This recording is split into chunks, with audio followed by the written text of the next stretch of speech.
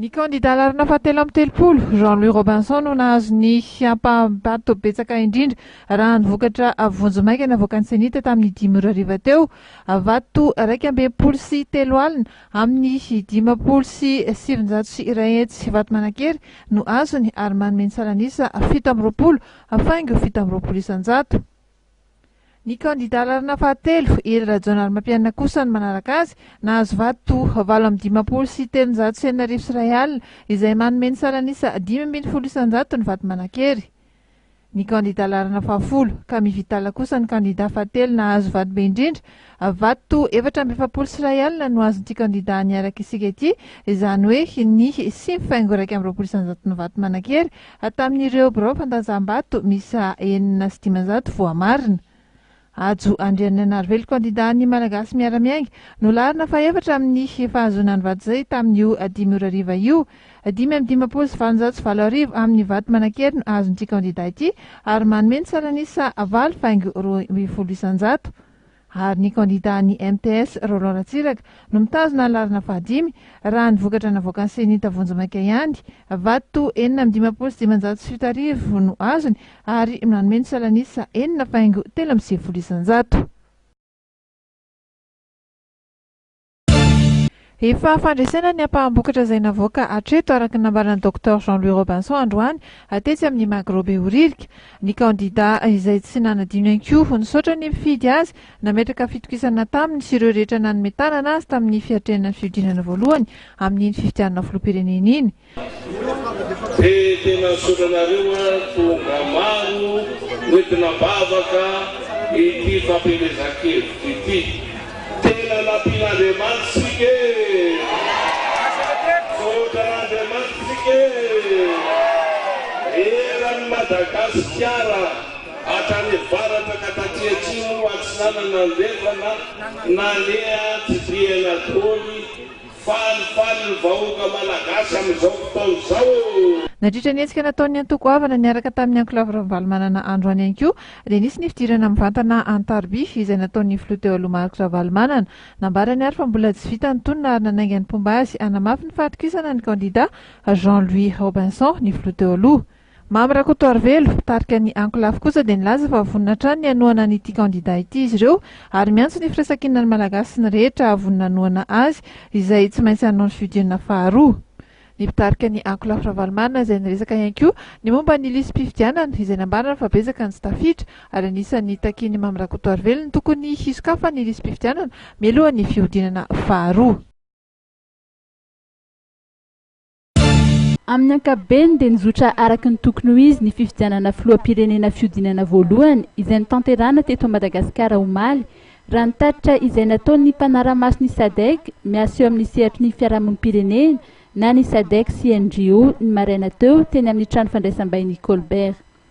Anisan'ny nahitana fanakianana goavana kosa ny resaka lisam-pifidianana sy ny kara-pifidianana raha ny fanamariana izay noentin'ny lehibe niraka. Ny isa 7,70 sy 900 ireo birao mpifidianana notsidian'ny mpanara-maso miisa 70 avy amin'ny firenena maro ka anisan'izany avy amin'ny fiarahamonim-pirenena malagasy. Ny zavatra tena hitana hoe tsy tetsy zany tsy tomombona tamin'ny fifidianana iny dia ny liste électorale zany maro be zany ny olona tsy voasoratra.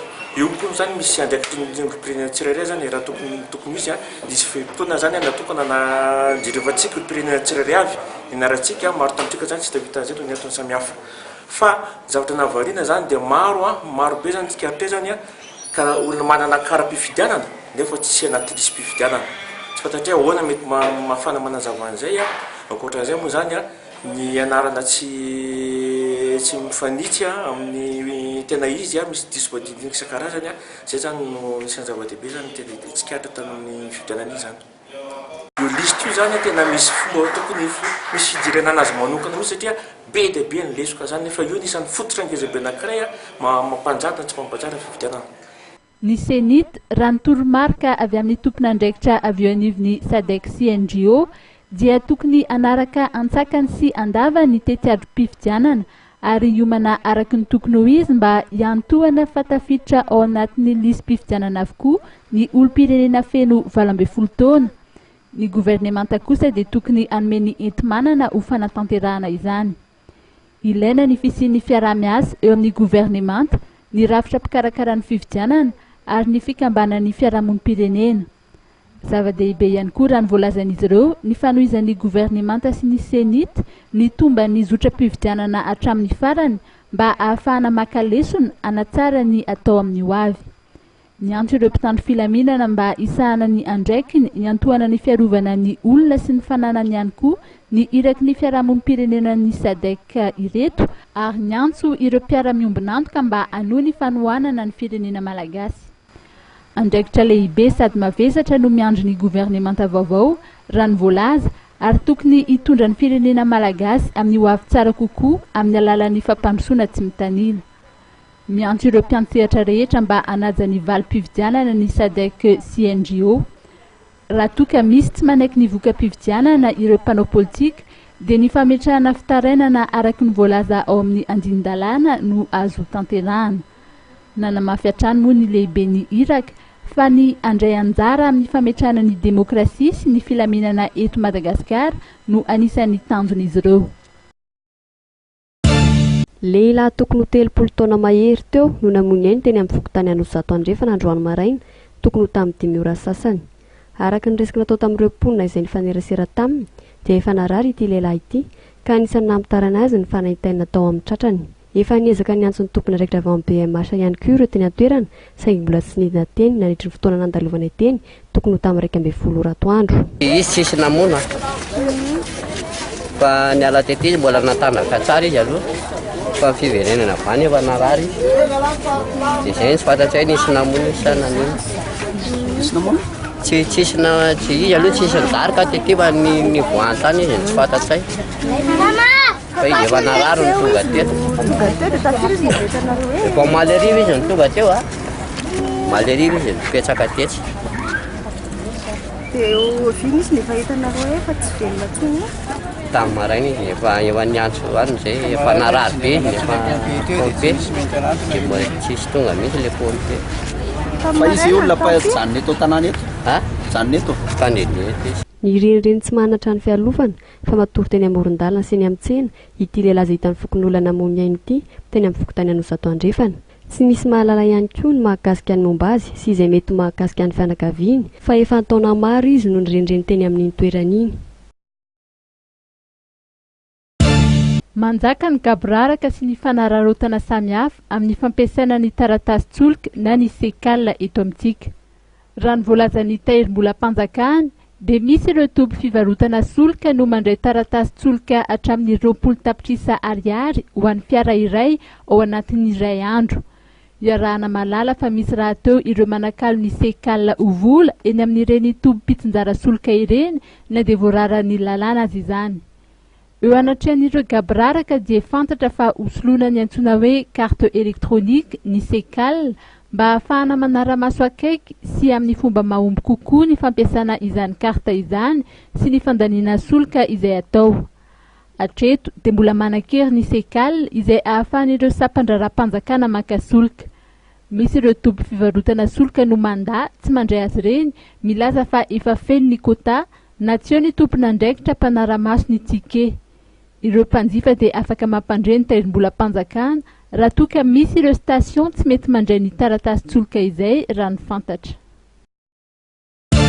Na dia somary nahitana fiainana izany famokarana ny kafe eto an-toerana dia hita sotra fa manomboka miverina tsikelikely izany raha nambaran'ireo mpandraraha vahiny izay mikirakira ny sehatra ara-tsakafo. Anisan'ireo orinasa izay miandraikitra manokana ny fampahafantarana ny milina isan-karazany momba ny tontolon'ny sakafo raha ny Makadam sy Madagasikara ka nanomboka ny alatsinainy teo araka izany dia nampahafantatra ny milina vaovao izay manodina ny voan-kafe izay mbola vao nitazana ho lasa ny voan-kafe voakarakara sy azo ampiasaina. C'est un traitement thermique, donc on utilise des hautes chaleurs pour transformer les grains de café verts en grains de café torréfiés. Et les grains torréfiés apportent l'arôme du café. Ça s'est étonnamment bien passé. Il est bien clair que tout le monde ne s'intéresse pas à la torréfaction du café. Mais plusieurs visites très intéressantes, des visites spécifiques sont passées par là.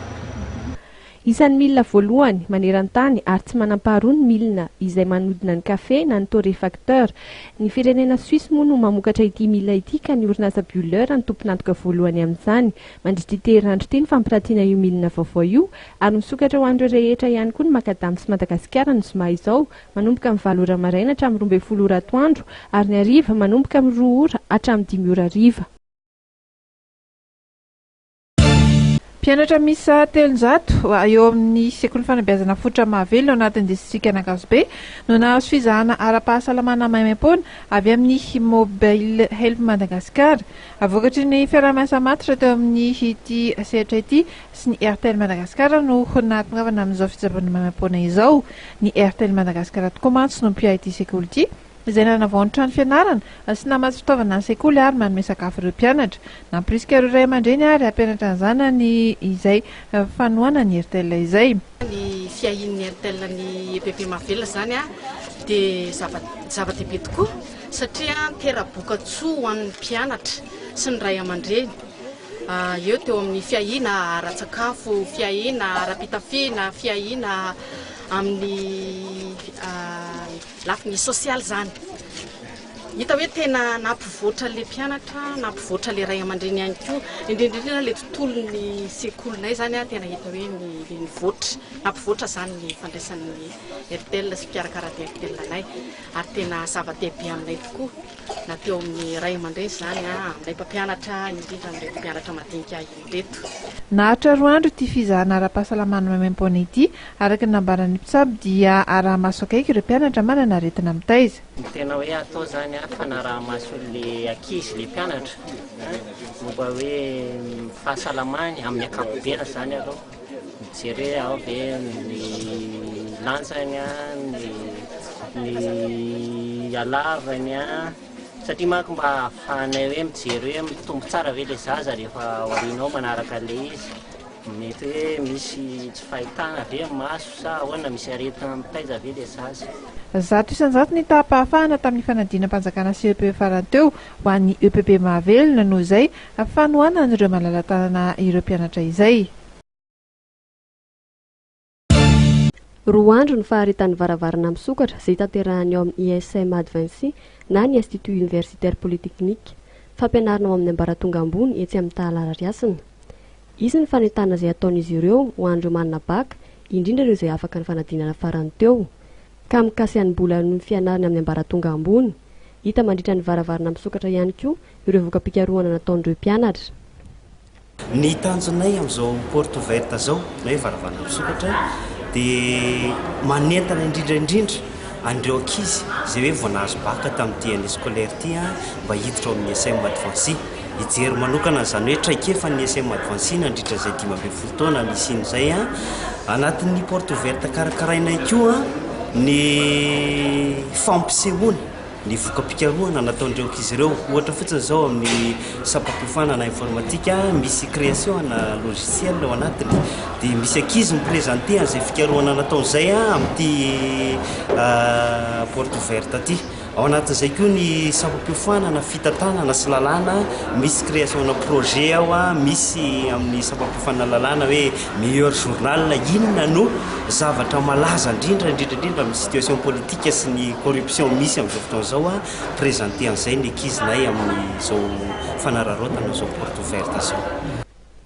12 taona zao nijoroan'ny sekoly ISM Advancy izay mahery ny ray alina ny nandrato fianarana tao amin'ny ivon'ny sekoly. Mahakasika ny fampianarana dia efa manaraka ny rafitra LMD hoy ny nambaran'ny tompona andraikitra avy ao amin'ny sekoly. Ny mari-pahaizana kosa indray dia misy hatramin'ny master 1 sy 2 izay nahazo fankatoavana avy amin'ny fanjakana.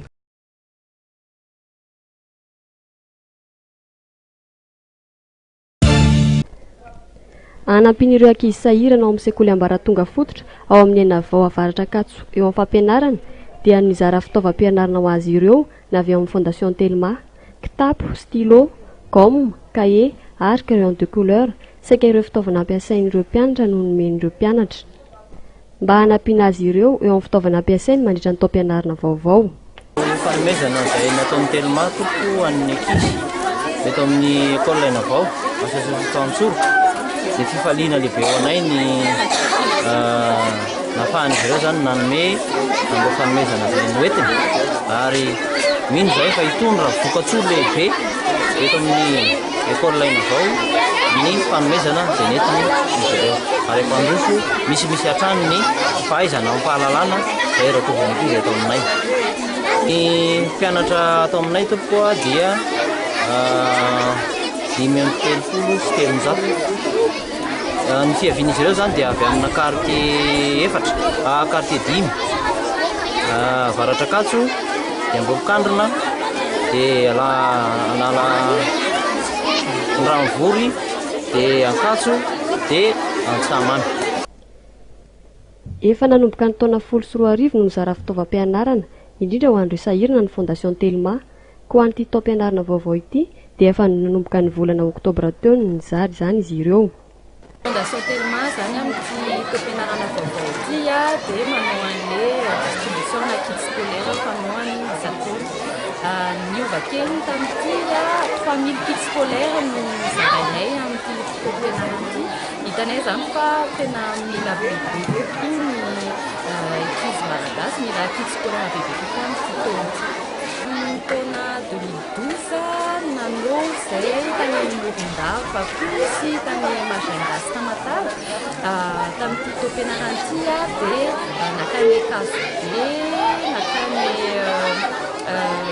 Andralanitra dia telo ambin'ny folo ny centre sy école privée tetezinay izany.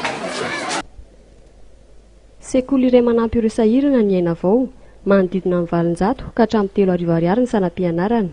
Misy amin'ireo ankizy ihany koa ny tsy mandoa izany.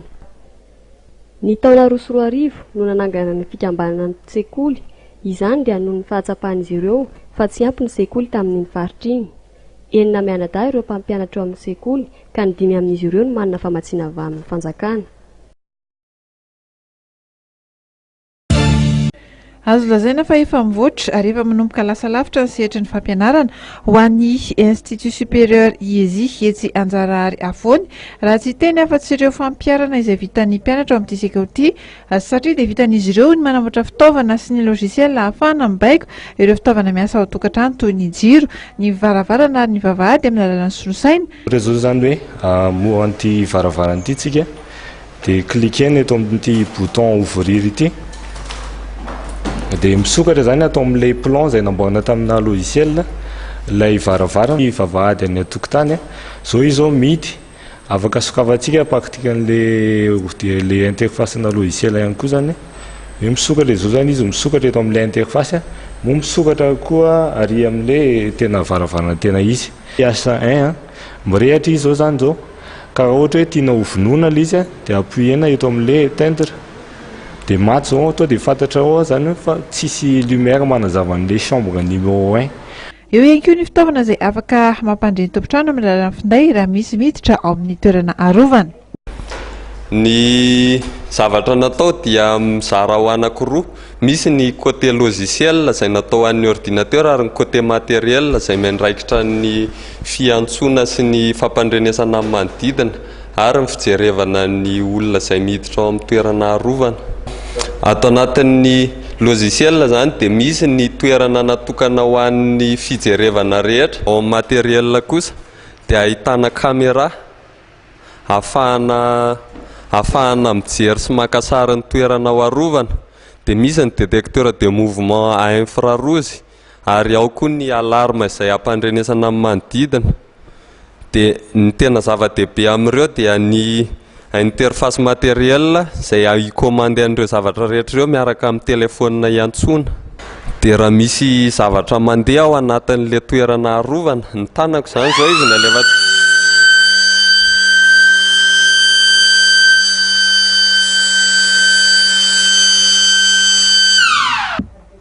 raha nambaran'ny taliany sekoly dia mpampianatra matianina sy manatraikefa no miandraikitra ireo mpianatra ireo ka ahafahan'ny Institut Supérieur IESI mahazo vokatra mivangana toy izao. Ny Institut Supérieur IESI zany dia université tsy miankina na université privée anankiray izay ahitana département anankiefatra. Département voalohany dia ahitana ny télécommunication, informatique sy électronique. Département faharoa ahitana ny fitantanana gestion et management, communication et marketing.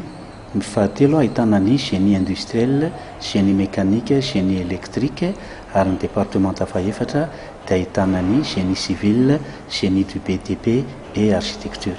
Ireo département anankefatra ireo moa zany dia manaraka ny rafim-pampianarana LMD, bac plus 2, bac plus 3 ary bac plus 5. Ny sekoly ambaratonga ambony UESI moa zany dia ny siège général dia eto Anjanahary afovoany. Zany hoe raha ohatra zany ho an'ny olona mandeha taxi be dia eo amin'ny arean'ny taxi be ao Mascara misy sens unique akavia eo. Pavé izy io taloha fa efa goudronné izy amin'izao fotoana izao. Miakatra amin'iny lalana iny zany dia rehefa tonga eo ambony eo dia mizotra ihany ohatran'ny any Ambatomainty dia afaka 100 metatra eo dia misy an'io trano fotsifotsy io eo misy panneau, misy banderole, misy sainam-pirenena dia eo ny toby misy ny Institut supérieur UESI.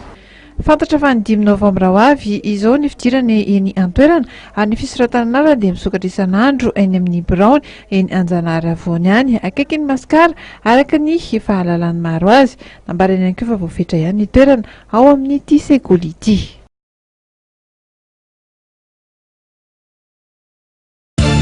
Tambazotra ho an'ny tanora eo amin'ny sehatry ny fandrarahana ny fikambanana fahita. Hetsika iray natao hanomezan-danja ny tanora sy ny fandrarahana no karakaraina ity fikambanana ity ny faha 20 hatramin'ny faha 4 ny volana novambra ho avy izao. Ny fikambanana fahita zany dia arak'ilay fanalavana azy hoe fikambanana novozana haivao miombona ny tanora any ambanivohitra dia manentana ny tanora no tena ataonay hiditra ao anatin'ilay reliliny atao hoe fandraharahana ary mampiasa ny atao hoe haivao. Ny mahakasika ny zavatra ataonay ny hetsika izay ataonay mandritry ny herinandro ny entrepreneuria ny 20 hatramin'ny faha 4 ny volana novambra izao dia misy ny concours meilleur projet ho an'ireo entité izay efa nanao ny atao hoe entrepreneur ka misy endrika vaovao nandritra ny nanomboka tamin'ny volana janvier 2012 hatramin'ny 3 septembre 2013 teo. Fantatra fa misy ny olana izay sedran'ny tanora eo amin'ny sehatry ny fandrarahana izay.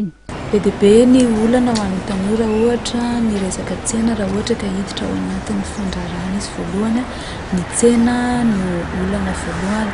Eo ihany koa ny fahaiza-manao ary indrindra ny tsy ampy fahalalana sy ny volana tena olana ho azy ireo. Ao anatin'izay nefa ny fikambanana fahita dia afaka manome an'izy ireo izay rehetra tetiavina raha toa ka miditra ao anatin'ny fikambanana fahita na ilay tambazotra izy ireo. Eo amin'ny 5 sy 700 eo moa amin'izao no mpikambana ao amin'ny fikambanana fahita ao ny efa mpandraraha ary eo ihany koa ny vao mieritreritra hiditra ao anatin'ny tontolon'ny fandrarahana. Nandritra ny taona maro izay niorenan'ny lycée privé ny Hospida eny Ambodisotry akaiky ny total dia izay mitsahatra ireo tompon'andraikitra manatsara hatrany ny fomba fampianarana ao aminy satria dia mampianatra zadraraha sy tsara ovana no miandraikitra ireo mpianatra ao amin'izany toeran'izany. Araka ny nambaran'ny tompon'andraikitra dia tsara hatrany ny vokatra tao amin'ity sekoly ity izay matetika mahatratra ny 100 isan-jato ny tahapa-fahampanadinana. Ny lycée privé ny Hospida dia ny Ambodisotry misy anazy mora hita izy satria juste opitan'ny Maristop izy dia akaiky ny total. Misy fampianarana anankiroa ny sekoly ato ny fampianarana ankapobeny misy manomboka any amin'ny classe de 3e ka hatramin'ny TA dia ny fampianarana teknika misy an'reto classe reto première année, deuxième année, troisième année, G2, G3 izay manomana ny BEP, G2, G3 sy ny baccalauréat G2, G3. Ny vokatra tamin'ny taom-pianarana lasy iny dia tsara na afa-po tokoa raha tsy tenin'ny BEP G3 zao tato aminay dia 100 isan-jato no afa-panadinana na nisy taony mention bien sy maromaro nazy mention bien ça c'est bien. Ny tanjon'ny sekoly moa dia anatsara hatrany ny vokatry ny fanadinana eto amin'ny sekoly. Anisan'ny mampiavaka ny sekoly dia fampianarana. maro noho izany ireo mpianatra izay misafidy ity sekoly ity. Antony safidiandray aman-dreny kosiahako niandra tato amin'ity fianarana ity tompoko dia satria efa nisy kozinanay sy kozainay tato nianatra dia afaka daholo zareo nanana BEP sy BAC ary tena ambony ny résultat zareo. Ny antony safidianandray aman-dreny koa ny hospita zany dia antony tsara ny discipline sady voafehy tsara avokoa ny ankizy rehetra. Ny nahatonga na isafidy an'ity sekoly ity zany dia azo antoka fa matianina ilay mpampianatra ato no voaporofo amin'ilay valina fanadinana farany teo. Afantatra fa ho fanomezana fahafapo ireo ray aman-dreny izay mitady sekoly ho an'ny zanany dia mbola misy ny kilasy vitsivitsy izay andraisana ireo mpianatra ireo ao amin'ny lycée privé New Speed etsy Ambodintsotry.